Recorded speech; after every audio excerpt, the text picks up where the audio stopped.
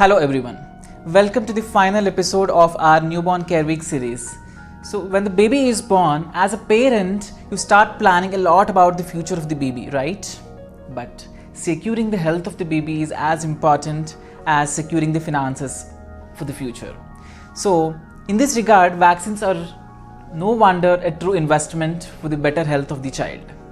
So to talk upon this vaccination and the importance of this immunization in the newborn, let me introduce you now another consultant pediatrician and neonatologist, Dr. Varun at KIMS Cuddles, Hyderabad. Hi, Dr. Varun. Hi, Dr. Sukesh. So, welcome to the program of our Newborn Care Week series. So, we now are talking about the vaccines and importance of immunization in the newborn. So, as first-time mothers, they are worried about securing the future of the child. So what are the vaccines, what these vaccines are, what is the importance of this vaccination, and why should they actually get vaccinated? Vaccines are biological substances which contain viruses and bacterial dead or weakened particles or their surface proteins or sugars. They are given as an injection or given orally, which when given into the body, they produce antibodies, and these antibodies negate the bacteria or the viruses. Right. So what are the most common or the most important vaccines which are given during the first year of life of a newborn?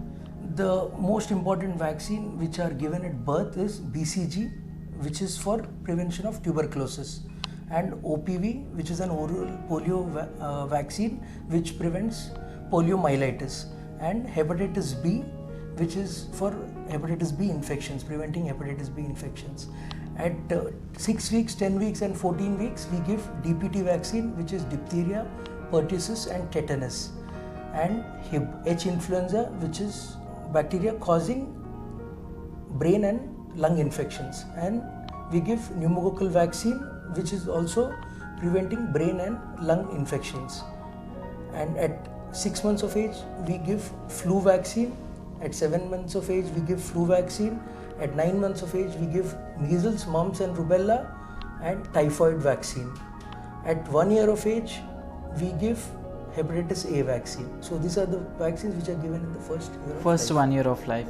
So doctor, how safe are these vaccines, or will there be any adverse effects or reactions to these vaccines? So vaccines are very safe because there are a lot of studies done in millions of children taking vaccines every year. The vaccines are very safe and efficacious, but there are some side effects with the vaccines. There are minor side effects or reactions of the vaccines like fever, which is less than 101. There is a redness, or there is swelling, or there is soreness at the site of the vaccine. And they are sometimes very serious side effects, or it's not side effect, but it can be taken as a reaction. Serious reactions like severe allergic reactions, seizures, or high grade fevers to those vaccines. Right. So doctor, it is very important to adhere or stick to the schedule of the vaccination, right? So under certain circumstances, parents may miss out getting the babies vaccinated on time.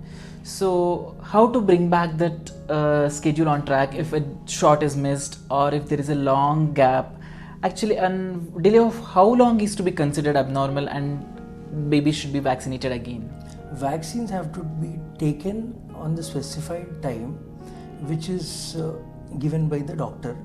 If you miss it also, don't worry. We can start from where you have missed. But that means it has to be given at the earliest possible time. If a vaccine should be given today, if it is more than 4 weeks, then we can take it as a missed vaccine. And for the children who have missed vaccines, there is something called catch-up vaccination, where we can pick it up from the point where we have stopped and we can give those vaccines. Right. So this is an eye-opening information to all of you mothers on not to be worrying if any dose or any shot is missed, especially in terms of vaccination. Right. And doctor, many mothers also worry if a baby can be vaccinated, especially if the baby has some temperature, fever, cold or cough or such conditions. What do you say on this? Yeah, in mild illnesses like little fever, diarrhea, if there is cold, cough, or even you are taking antibiotics, oral antibiotics, you can get vaccinated. But if there are some serious illnesses like cancers or some primary immunodeficiencies where the children's immunity is very low, or secondary immunodeficiencies, or serious illnesses like severe health conditions, at that time we should not take vaccines. Right. So, doctor, we often hear from various communities that certain vaccines do give out a very bad reaction to the extent that it affects the normal development of a baby, causing seizures or autism, etc. as well. How far is that true? And if it is really true, which babies are most likely to have such reaction? And as a pediatricians, what do you counsel the parents? So, certain patient groups, as I've already mentioned, who are immunodeficient, who are having serious health conditions like cancers or other diseases, should be careful when receiving vaccination. The other thing is, previously vaccinated child who had adverse reactions or allergic reactions during that vaccination, they should intimate the doctor in advance so that we can plan whether, and we can weigh the risks and advantages over risks and decide whether we can proceed giving those vaccines or any alternative to that vaccine. Example is DPT vaccine, which is given at 6 weeks, 10 weeks and 14 weeks. The pertussis component can give rise to fever and seizures. That is also in lakhs of children. If you give, one patient might have these complaints. So in that, we advise them to go for the acellular component, which will give a little lesser fever and all these reactions or adverse effects. Right. So it means that experts say that there are very minimal side effects or reactions to the vaccines, and there are no more misconceptions with regards to vaccination. So do not carry any such misconceptions with regards to immunization and get your baby vaccinated. So doctor, despite all this, what precautions or tips that you give to a parent after vaccinating the baby? Yeah, after vaccination, we ask the parents to observe for fever, any redness, any increased temperature, tenderness at the site of the vaccine. We tell them to apply ice so that the pain and this is getting relieved, and we advise them paracetamol, that is a medicine to decrease the pain. Right. Thank you so much, doctor. You have put in all the fundamental aspects of immunization or vaccination in the newborn baby. And thank you for joining us today in this episode of Newborn Care Week series. And so viewers, thank you so much for watching all our episodes of Newborn Care Week series. And the best gift that you can present to your child is the good health. And yes, protecting the health of your baby by right vaccine at the right time. Thank you so much. That's the most wonderful journey of our Newborn Care Week series 2020. Now, let me introduce you all the most amazing team of pediatricians at KIMS Cuddles, Hyderabad. We at India are the home to world's largest number of newborn births as well as deaths.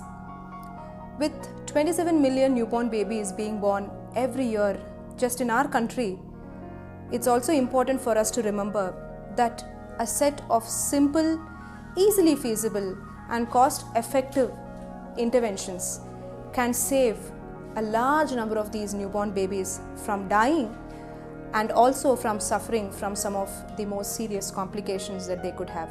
Let's see some of them.